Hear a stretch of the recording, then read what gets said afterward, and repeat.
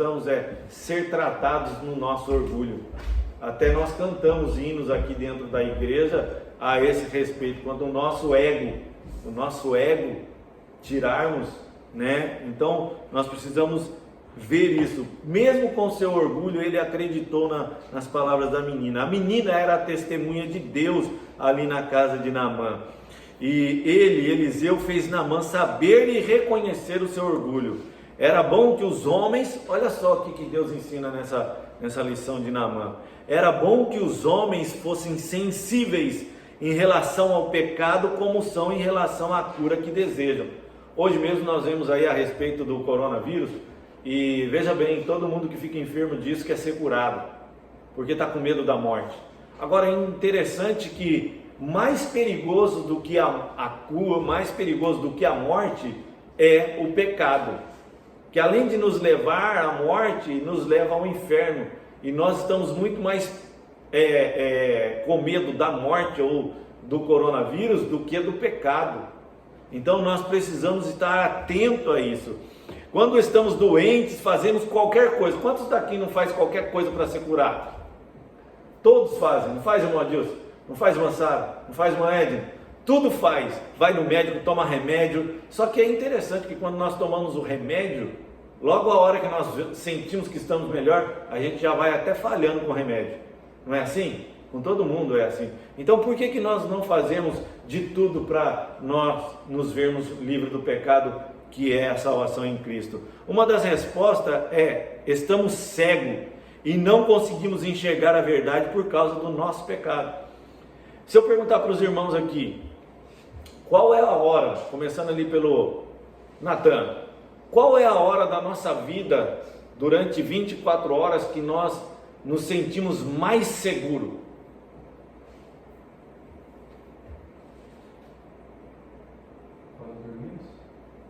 Quando dormimos, irmão? O certo teria que ser às 24 horas, mas está percebendo direto. Mansara? Quando chegamos em casa? Quando chegamos em casa. Irmã Stephanie? No momento que vemos que toda a nossa família está bem. Não é, Edna? Acho que quando estamos todos dentro de casa. Não vou perguntar para minha esposa porque ela sabe. Exatamente o que o Natan falou. Nas 24 horas, irmãos.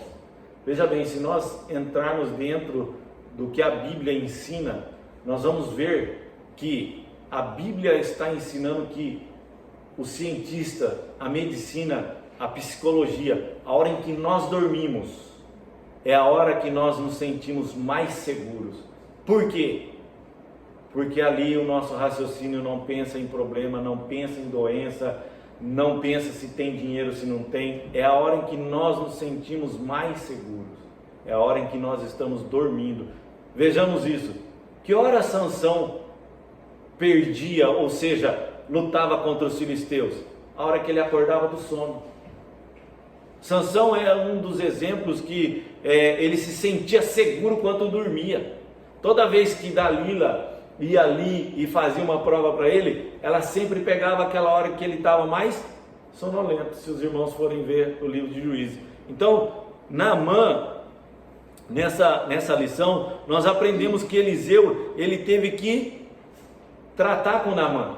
Então, nós vemos aqui que o maior problema causado por Joazi aí, já no final da lição, era comprometer a salvação de Naamã. Naamã não foi ali, não foi tratado por Eliseu, não recebeu a sua cura, que era o maior desejo dele, não foi tratado o seu orgulho. Só que quando Geazi se aproxima de Naamã, qual foi a primeira coisa que ele disse? Ele disse uma mentira a Naamã. Naamã ouviu as promessas de Deus, viu e sentiu. E quando ele estava levando essa palavra de volta para sua terra, para os sírios, que ele ia ser o quê? Um testemunho vivo diante deles, Geazi chega e fala uma mentira. E se você for olhar no texto, Geazi quando ele volta e se encontra na presença do profeta, o que acontece? O profeta diz assim a Geazi: não foi contigo, Geazi, o meu coração? Então, eu não quero me aprofundar muito assim nas lições anteriores 7 e 8, porque já elas têm por si só um ensinamento. Aqui nós precisamos tomar cuidado com aquilo que nós falamos, como ontem aqui eu ouvi em cima do púlpito, com o que nós pregamos, com o que nós ensinamos. Nem todo mundo tem o nível de fé do irmão Adilson, nem todo mundo tem o nível de fé da irmã Sara, o meu nível de fé, então nós temos que tomar cuidado com várias coisas. Então, Naamã, a salvação dele foi colocada entre parentes e em perigo por causa da mentira de Geazi. Então Geazi fez com que todo o trabalho de Deus fosse o quê? Corresse risco. Nós vamos ver isso nessa lição passada. General tinha muitos servos, o profeta só um. Se mostrou grande mentiroso Geazi, sem temor a Deus. É o que estava na lição. Amando o dinheiro. O que Paulo fala a respeito do dinheiro? Que é a raiz de todos os males. O dinheiro é a raiz do pecado. Geazi, quando viu que o general chega lá com ouro, com prata, com vestimenta, o olho dele já cresceu. Só que o que o homem de Deus fez? Ele recusou o que foi dado a ele. Por que o homem de Deus recusou? Porque o homem de Deus, irmãos, ele tem que enxergar algo, que as coisas daqui dessa vida não tem valor para o homem que é de Deus. Então hoje eu vejo a seguinte coisa: eu fui em um lugar há 2 semanas atrás, inclusive era para o pastor ter ido, só que a pessoa tomou uma decisão e depois tomou outra, e ficou uma coisa assim meio que fora do contexto em falar para o pastor ir de novo. Foi no velório de uma pessoa, ele pegou Covid e infelizmente veio a falecer, só que não faleceu por causa da Covid. A pneumonia que a Covid desenvolveu nele enfraqueceu o seu coração. E ele ficou 1 mês no hospital depois que ele sarou da Covid. Tanto é que se ele não tivesse sarado da Covid, não haveria o velório.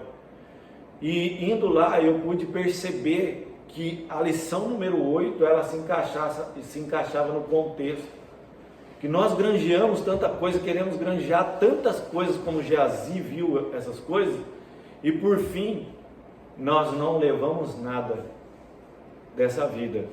E ainda a lição passada, se nós formos ver o que aquela mulher passou e necessitou ser recuperado, Deus precisou usar o profeta, mandar ela ir lá dentro da casa dela, fechar a sua porta sobre si e seus filhos. Nós precisamos entender isso, que Deus, irmãos, Ele coloca um propósito e Ele não vai mudar. É interessante também que nas igrejas tem surgido tantas coisas que nós olhamos, e quando surge algum tema de alguns assuntos, nós esquecemos da onisciência, da onipresença de Deus em todo o contexto disso.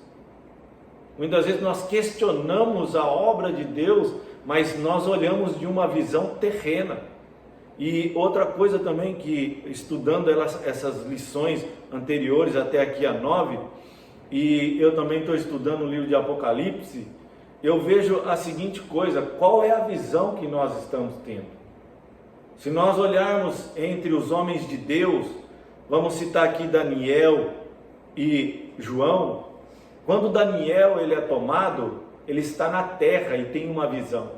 Só que João, quando está no Apocalipse, o anjo diz a ele: sobe e vem para cá. Então, quando ele vai e tem as visões dele, o corpo dele estava na terra, mas a visão dele era do alto, irmãos. Então, nós dentro da igreja, nós precisamos aprender muitas coisas, mas existe um porém. Se eu fosse fazer uma análise, se alguém fizesse uma pergunta para mim assim: como você está vendo a igreja dos nossos dias?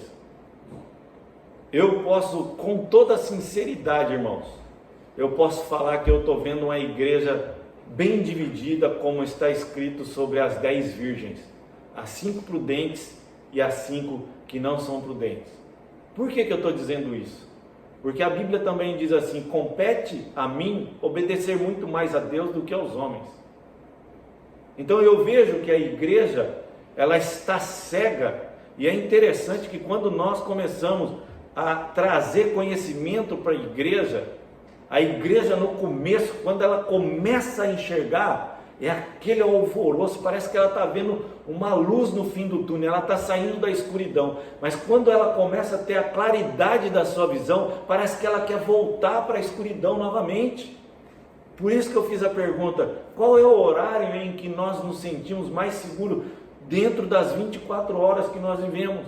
E os irmãos responderam, o irmão Natan respondeu corretamente: é a hora do sono. Porque quando nós estamos acordados, nós podemos ver tudo. E quando nós começamos a estudar a palavra de Deus, nós passamos a ter conhecimento das coisas. Jesus fala a esse respeito. Então eu vejo a igreja hoje dividida. Metade da igreja, na realidade, não sabe.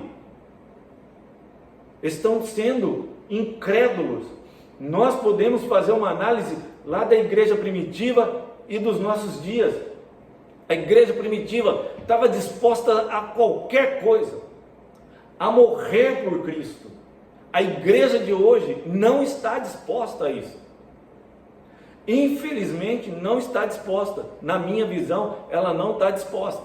Então nós vemos que essas 3 últimas lições que nós estamos estudando, 7, 8 e 9, nós vemos um contexto de igreja totalmente fora do que realmente essas lições estão nos ensinando. Dentro da igreja, seja parte de louvor, que o arpista vai lá no meio de um exército, não fazia sentido nenhum, mas era para tirar aquela incredulidade. E hoje nós vemos os cantores e os músicos levando o povo a um outro sentido. Em vez de adorar a Deus para que a incredulidade do ser humano saia, ele está galgando outro sentido para o povo. E isso, irmãos, nós como igreja temos que ter essa visão. Nós vemos a mulher em questão de família também, olha, entra para dentro da sua casa, fecha a porta sobre si e seus filhos. E se os filhos ficassem do lado de fora? Nos mostra a união de uma igreja, nos mostra a união de uma família, a não ser que os filhos não quisessem entrar. Aí a situação era diferente. Então nós precisamos ver tudo isso. E aqui nós vamos chegar na lição 9, que é no mesmo período que nós vemos 870 anos antes de Cristo. Então todas essas lições nos traz um ensinamento que muitas vezes nós não queremos ter. Joás, irmãos, eu tenho meia hora, então eu fiz um resumo dessas lições. Nesse mesmo período nós vimos que havia Jeú, que foi ungido por Eliseu, e esse, por mais que tenha sido ungido, não está na lição ainda, um minutinho só, por mais que tenha sido ungido por um profeta, ungido rei, mostrou grande cuidado e zelo para desgarrar a religião falsa. Se nós formos olhar o contexto de Jeú, que era rei, foi o profeta que curou Naamã, deu diretrizes para um general sírio, gentil, mas escolhido por Deus, foi curado. Nós vamos ver que esse mesmo profeta unge Jeú, que faz o quê? Com que a religião falsa fosse o quê? Exterminada do meio do povo de Israel, ali das 10 tribos. Mas só que esse mesmo Deus não valoriza a verdadeira religião, que é a adoração a Deus. Porém, não se interessou pela religião verdadeira, nem deu devidos passos para agradar a Deus. Por que isso? Envolve a questão de Joás aqui. Então tudo isso é para os irmãos verem o contexto. Nessa lição de Joás, nós aprendemos que a transformação e mudança pelas quais possam e nós também estamos passando hoje, em questão de hoje, nós estamos vivendo, sirvam para reavivar, fortalecer-vos e promover-lhes a fé. Será que essa provação, se você olhar o contexto bíblico do Antigo Testamento, tudo que nós estamos aprendendo no Antigo Testamento, essas lições, será que nós não podemos trazer todos essas advergências que há no Antigo Testamento para os nossos dias e comparar o que nós estamos vivendo hoje para reavivar o nosso ânimo? Algumas pessoas estão tão desanimadas, mas na realidade não, irmãos, elas estão com falta de compromisso. Não é compromisso com a igreja, é compromisso com Deus, compromisso com a palavra, porque é interessante que uma pessoa, quando ela lê a palavra e ela começa a ter conhecimento, se ela negar Jesus, Jesus a negará. Não é isso que está na palavra de Deus? Então é mais fácil eu não conhecer a Bíblia, continuar num caminho que outra pessoa vem me puxando, do que eu conhecer a verdade. É isso que está acontecendo nos nossos dias. Presta atenção, você não tem um pacto com Deus?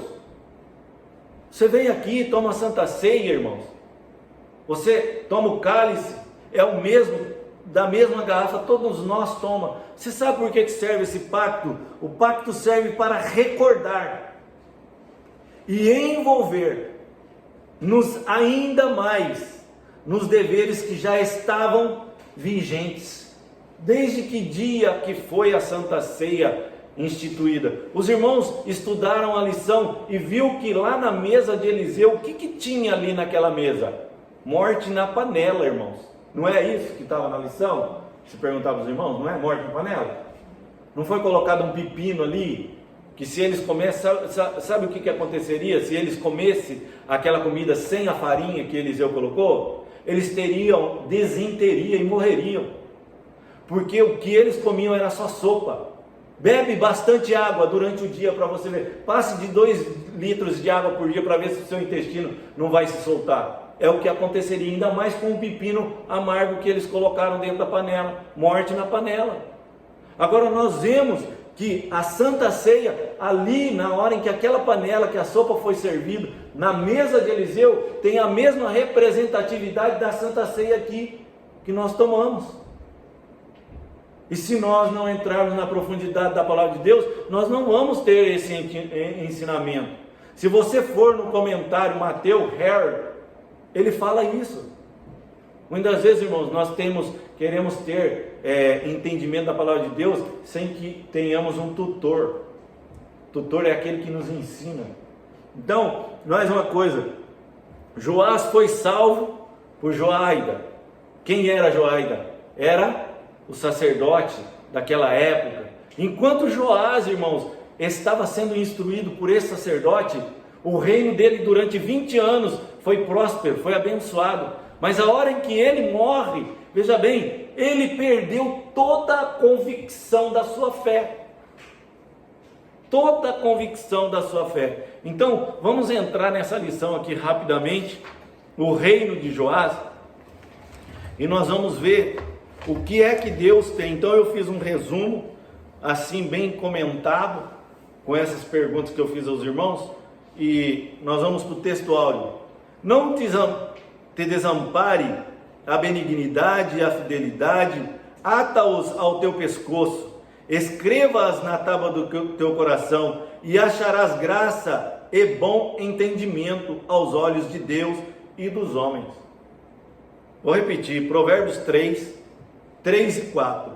Não te desampare a benignidade e a fidelidade, ata-os ao teu pescoço e escreva-as na tábua do teu coração, acharás graça e bom entendimento aos olhos de Deus e dos homens. Nossa verdade prática: para ter uma vida de constante comunhão com Deus, é necessário abandonar todo tipo de idolatria e confiar nele inteiramente.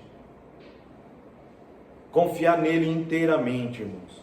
Então, aqui nós temos 3 propósitos: o livramento de Joás das mãos de Atalaia, que era a mãe dos outros reis anterior, mandou matar toda a família real e ela durante 6 anos, ela reinou sobre este povo, sobre o povo de Judá. A segunda coisa é restauração do templo. Joás, ele convocou o povo e com as ofertas do povo, eles restauraram o templo. A característica é a idolatria de Joás e da decadência de seu reino. Depois que o sacerdote morreu, ele então caiu em declínio. Amém? Eu vou ler 2 Reis capítulo 11, do verso 1 ao verso 3. Vendo, pois, Atalaia, mãe de Acasias, que seu filho era morto, levantou-se e destruiu toda a descendência real. Mas Jeoseba, filha do rei Jeorão, irmã de Acasias, tomou a Joás, filho de Acasias, e o furtou dentre os filhos do rei, aos quais matavam, e o pôs a ele e a sua ama na recâmara, e o escondeu de Atalaia, e assim não o mataram. E Jeoseba o teve escondido na casa do Senhor 6 anos, e Atalaia reinava sobre a terra. Agora 2 Reis capítulo 12, verso 1. No ano 7º de Jeú, começou a reinar Joás, e 40 anos reinou em Jerusalém, e era o nome de sua mãe Zíbia, de Berseba. E fez Joás o que era reto aos olhos do Senhor todos os dias em que o sacerdote Joiada o dirigia. Então aqui ele tinha um tutor. Tão somente os altos se não tiraram, porque ainda o povo sacrificava e queimava incenso nos altos. Ou seja, Joás ele limpou, mas alguns altares ainda ficaram para que o povo idólatra ia lá e adorasse aos deuses pagãos.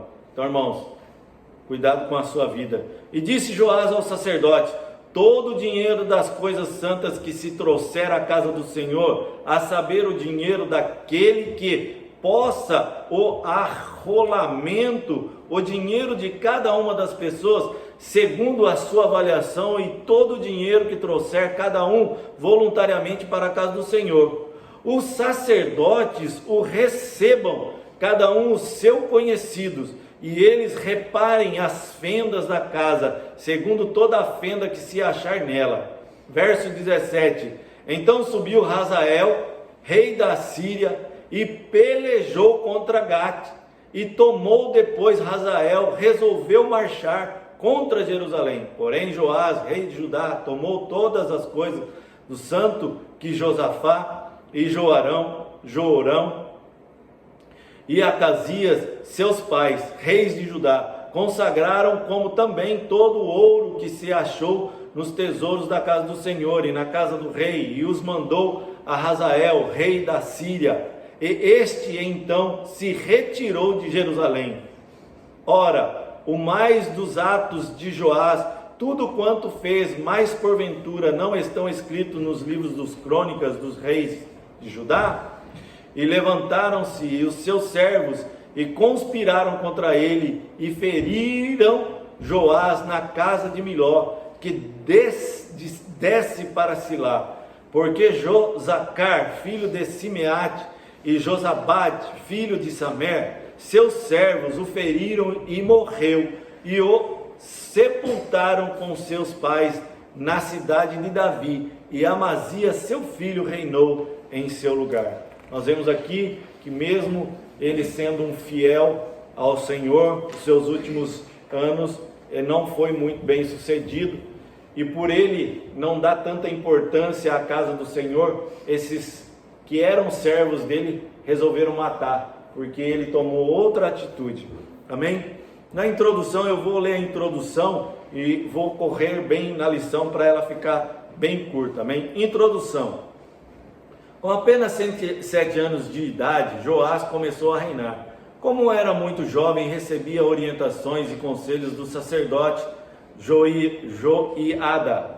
Durante os anos em que foi orientado, teve um brilhante reinado e fez o que era reto aos olhos do Senhor. Porém, como as suas convicções sobre Deus não eram suficientemente fortes, após a morte de Joiada, Joás deixou-se influenciar por maus conselhos que fizeram a ele, ou seja, Judá retorna à idolatria.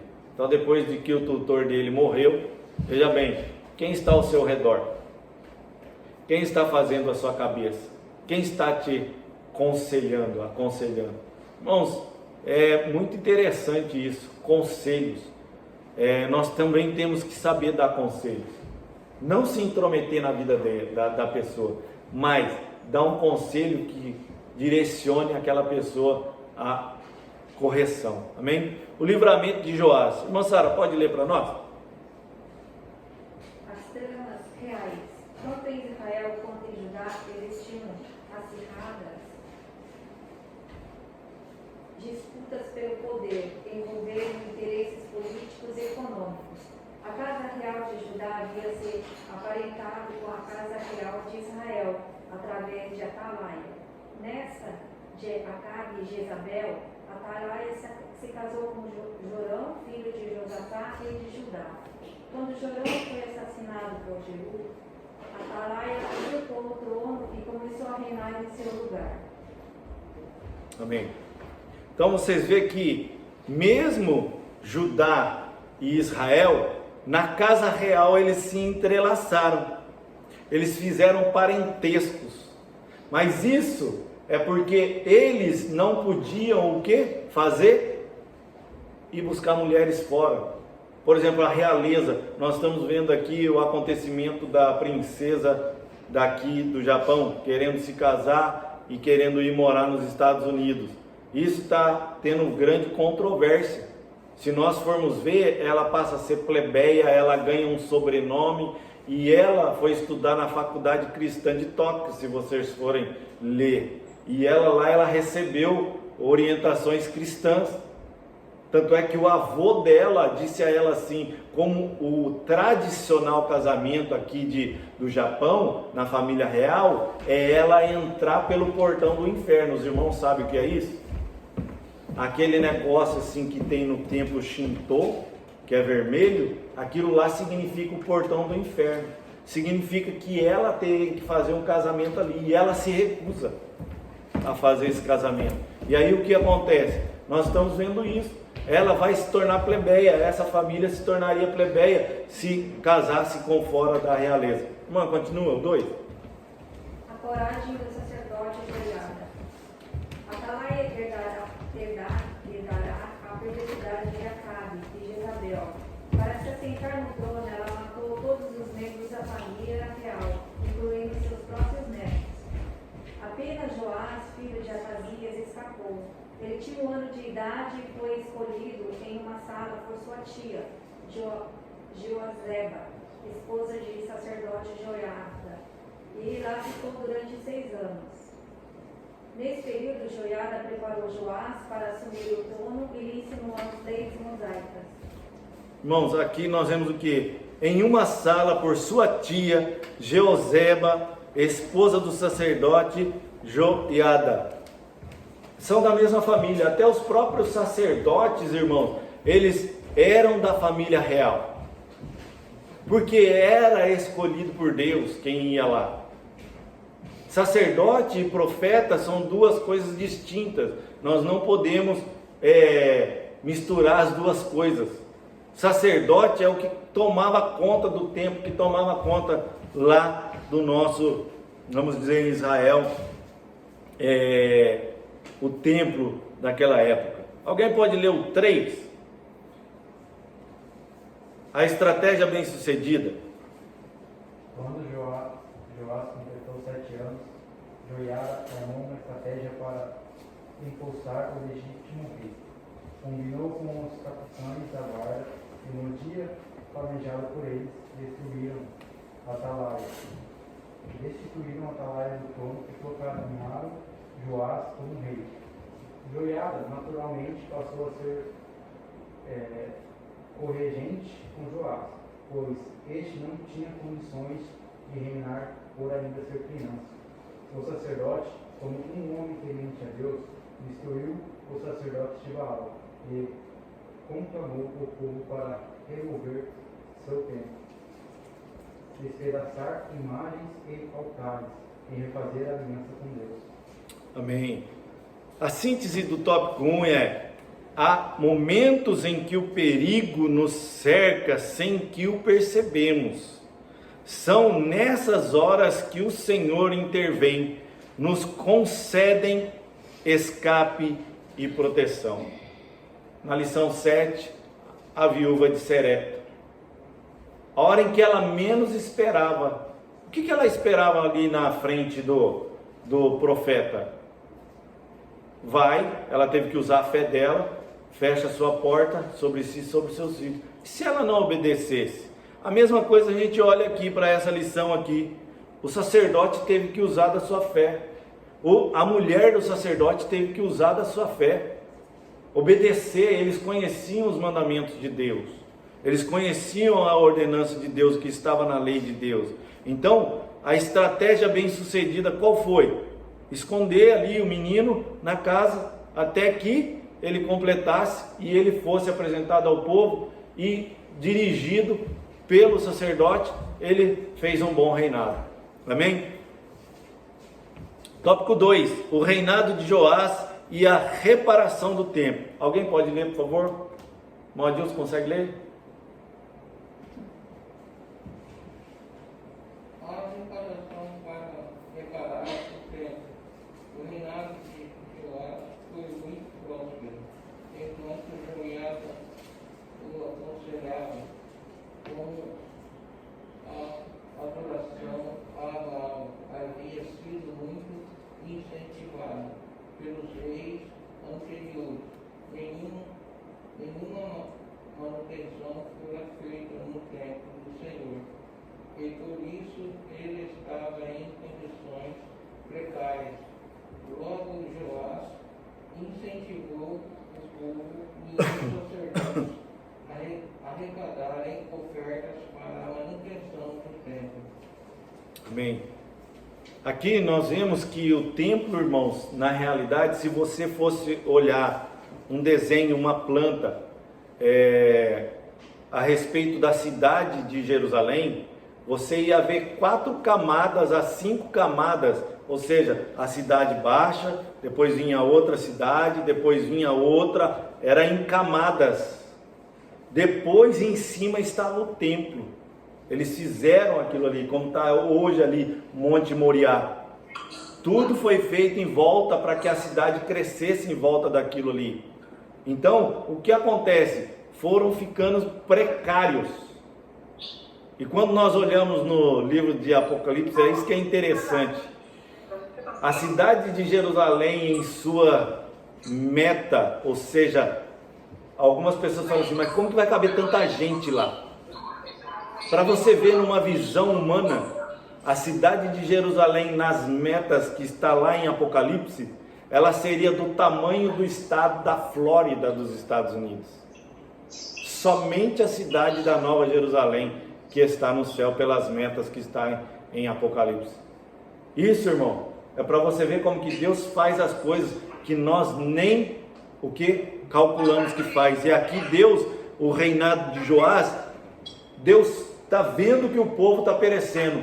Pega uma criança, coloca no rei, como rei, e por trás dele, quem instrui a vida desse rei é um sacerdote. Enquanto o sacerdote está instruindo o rei com a visão da palavra de Deus, vai indo tudo bem. O povo vai bem, a cidade vai bem, o país vai bem. Mas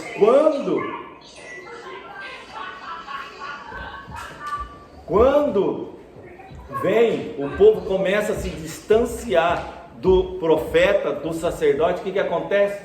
O povo começa a cair em contradição consigo mesmo. Então vamos lá, o 2, eu vou ler para correr. A fidelidade dos tesoureiros. Olha só, como que nós precisamos ser fiéis. Um detalhe muito importante nessa arrecadação foi a fidelidade com que os sacerdotes tesoureiros reais administravam o dinheiro. Numa época como hoje, esse exemplo dos funcionários de Joás é um importante modelo a ser seguido para desfrutarmos das bênçãos do Senhor. 3. Fidelidade, um atributo que enobrece. Se fosse falar sobre essa fidelidade, irmão, tem tanta coisa aqui nessas lições que eu já estudei que não dá para falar. É igual aqui mesmo nessa lição. Tem tanta coisa aqui que eu poderia falar, irmãos, e eu não vou falar, sabe por quê? Porque eu sinto que muitas pessoas não estão preparadas para ouvir. Ela é muito mais profunda quando você senta na sua mesa e começa a se aprofundar. Quando alguém está pregando aqui no púlpito, aqui, irmãos, que eu faço anotação, eu não jogo ela fora. Eu chego em casa e vou analisar versículo por versículo, palavra por palavra que a pessoa fala. A pessoa que dá aula aqui, como o Tiago dá aula, se eu ouvir o irmão Adilson, eu vou em casa e eu reestudo aquela lição. Então existem ensinamentos aqui que eu tomo para a minha vida, que se fosse falar de fidelidade aqui, fidelidade num termo, a arrecadação é muito importante para a nossa vida. Não importa a quantia que está sendo administrada, Deus jamais se agradará de qualquer subtração de valores financeiros ou vantagens pessoais. Lição 7, Eliseu recusou as ofertas de Naamã. Ele continuou digno, ele continuou na sua posição. A palavra de Deus incentiva a praticar a prática da fidelidade. Uma pregação que o nosso irmão Ricardo fez em relação a Pedro. Quantos daqui lembra da sua pregação? Quantos daqui lembra da passagem que ele pregou? O que foi a finalidade daquela pregação? O que Deus quis dizer ali a respeito de Pedro? Duas coisas. Quando Jesus questiona Pedro, ali tem tudo a ver com esse texto de fidelidade. Deus, Jesus Cristo, quando diz a Pedro assim: Pedro, tu me amas? Pedro diz: sim, Senhor, por 3 vezes. Quando ele responde, a terceira vez, o que ele fala? Ele fala assim: tu sabe todas as coisas. Você sabe o que Jesus queria que Pedro fosse ali com ele? Fiel e sincero. Se você olhar todo o texto ali, a maior coisa que Jesus nos quer de nós é a sinceridade, que muitos não têm. Muitos não estão com sinceridade diante de Deus. Acharás graça e bom entendimento aos olhos de Deus e dos homens, que é o versículo lá do texto áureo. A fidelidade enobrece a alma e traz respeito a quem a pratica. Sim, síntese do tópico 2. Aqueles que administram os bens destinados para a obra de Deus devem fazê-lo com dedicação, verdade e amor. Irmãos, se nós formos ver, uma vez eu já falei isso aqui, nós já vamos terminar, dentro de 10 minutos, não passo disso. Quando nós olhamos para a palavra de Deus, 1 Coríntios capítulo 13, até existe uma música e ela diz assim: quem nos separará do amor de Deus? Será tribulação, morte, dor? A única coisa que nós vamos levar para a eternidade é o amor. A única coisa que nós podemos praticar aqui nessa terra com sinceridade diante de Deus é o amor. Então veja bem, qual é o nível do nosso amor para com Deus? Se nós olharmos aqui, através das palavras que estão escritas no Novo Testamento, de fora do Novo Testamento para o Velho Testamento, se você for ver a sinceridade dos profetas, a sinceridade dos servos de Deus, são enormes. Por mais dificuldade que eles pudessem passar, a sinceridade e a fidelidade, eles não trocavam isso por nada, irmãos. Então nós hoje, os crentes dos nossos dias hoje, nós precisamos aprender isso. E nós damos ouvido a tantas coisas. Nós somos transformados a hora que nós saímos da nossa casa, que nós olhamos o mundo ali do lado de fora, viemos para a igreja, e quando nós saímos da igreja para o lado de fora, nós somos transformados. Quando nós saímos da igreja, parece que nós, aquela palavra, como um pastor chegou em mim uma vez, ele me chamou de Bob Esponja. Eu falei, eu não entendi o porquê que ele tinha me chamado de Bob Esponja, mas depois eu fui conversar com ele, por que o senhor me chamou de esponja? Ele falou que tudo que eu ouvia nas pregações eu absorvia. Sabe por que eu absorvo? Porque eu creio que a palavra é verdadeira. E aí ele falou assim para mim assim, que eu não deveria ser assim, acreditar tudo que se fala em cima do púlpito. E eu falei assim, por que não? Porque nem todos estão ali em cima com sinceridade para pregar. Pregam porque tem compromisso de chegar ali naquela hora e trazer uma palavra. E isso não faz 1 ano, 5 anos, fazem anos que ele me falou. Só que eu não dei ouvido a isso. Eu quero ser mais esponja, porque tudo que vem da palavra de Deus é um ensinamento correto e verdadeiro. A conspiração contra Joás, o declínio do reinado. A história de Joás nos revela um grande perigo a todo crente isso aqui. A história de Joás nos revela que ele não tinha firmeza em sua convicção e se deixava levar facilmente por qualquer sugestão. Quero que alguém abra 2 Crônicas, capítulo 24, verso 17.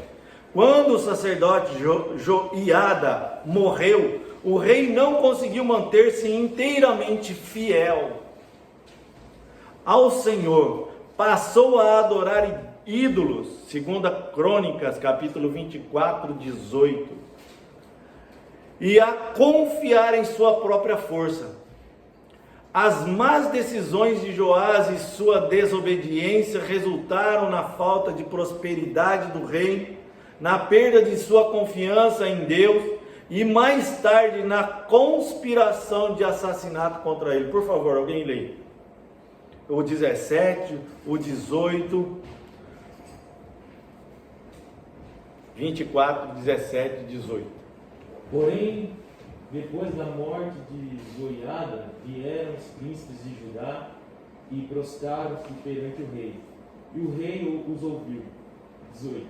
E deixaram a casa do Senhor Deus dos seus pais e serviram a imagem do bosque e aos ídolos.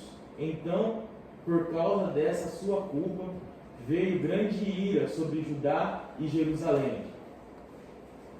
Agora, será que nós que estamos estudando a lição, todos que têm a revista, estão estudando desde a primeira, será que não tem um outro rei que está na mesma situação que esse rei aqui, Joás?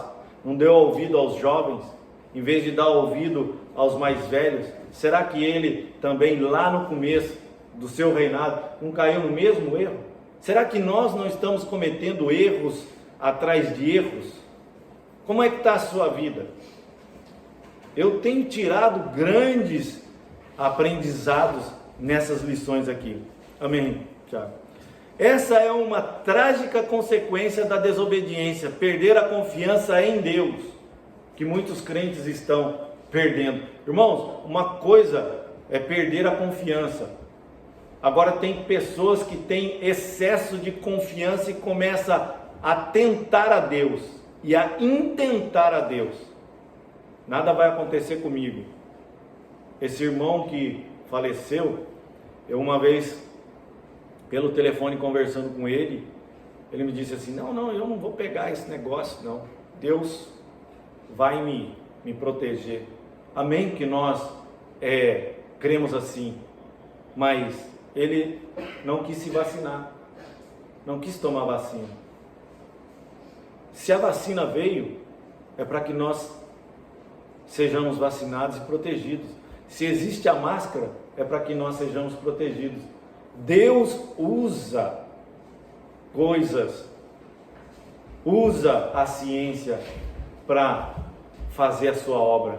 Não adianta nós pensarmos que não, senão ele não deixaria escrito no livro de Daniel todas essas coisas. Quando conhecemos bem os caminhos do Senhor e entramos pelo caminho tortuoso, da apostasia, a consequência trágica é inevitável. Quando nós, por exemplo, nós nos casamos, passa-se os anos, vamos trazer aqui um exemplo, muitas vezes nós começamos a dar ouvido a amigos à nossa volta.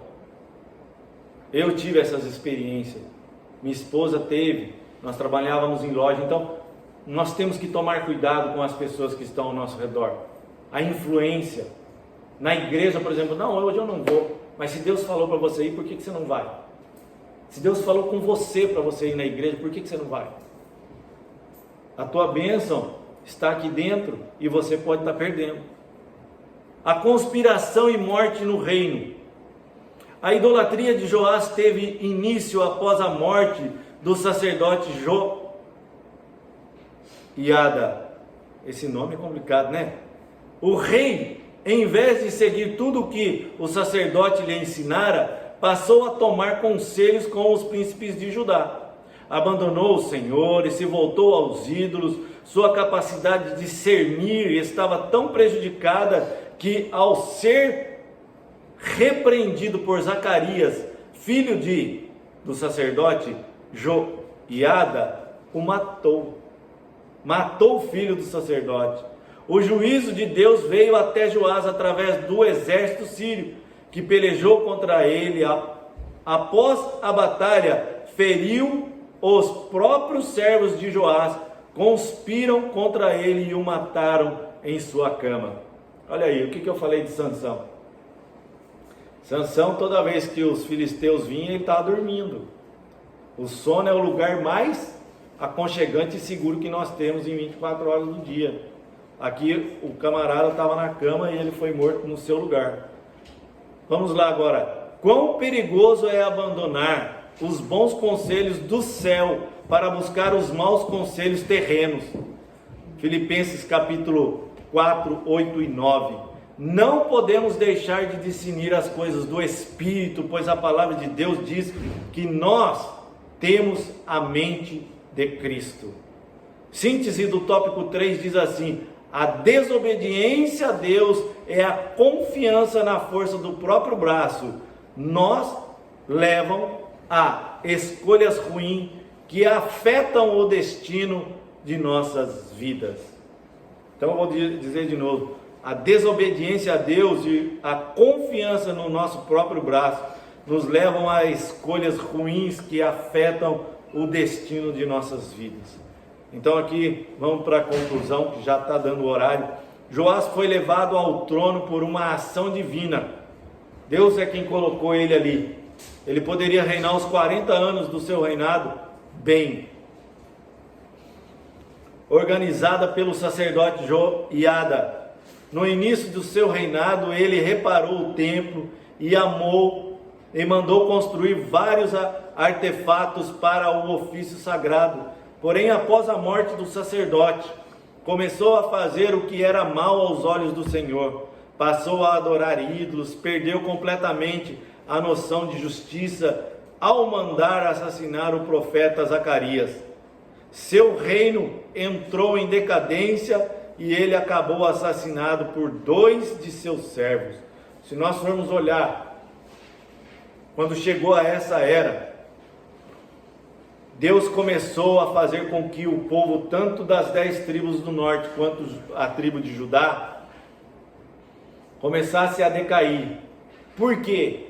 Os pecados de Israel estavam subindo até Deus. Se você for olhar, Deus trouxe os sírios, trouxe os babilônicos, porque o povo não se consertava. Agora, quando nós olhamos para o Novo Testamento, nós vamos ver hoje. Está aí o coronavírus. Se você for na notícia hoje, você vai ver que na Índia surgiu um vírus muito pior do que o coronavírus. Para quem não sabe, né? Esperamos que esse vírus não se espalhe. Sabe por quê? Em volta da casa onde a pessoa foi contaminada, teve que fazer um cerco de 3 quilômetros. A casa foi queimada. E as pessoas num círculo de 3 quilômetros não podem se chegar às suas casas. Agora eles estão investigando que vírus é esse, da onde veio e o que a Bíblia fala disso. Os princípios das dores, será que não estão chegando, irmãos? Ou será que nós já não estamos nela? Será que o que Jesus fala não está se cumprindo? Eu fico assim quando eu leio a Bíblia e eu fico perguntando: homem algum na face da terra tem uma mente tão brilhante para escrever o Apocalipse? Homem tão brilhante na face da terra, sem o Espírito de Deus, não tem como, nem capacidade para escrever o livro de Salmos.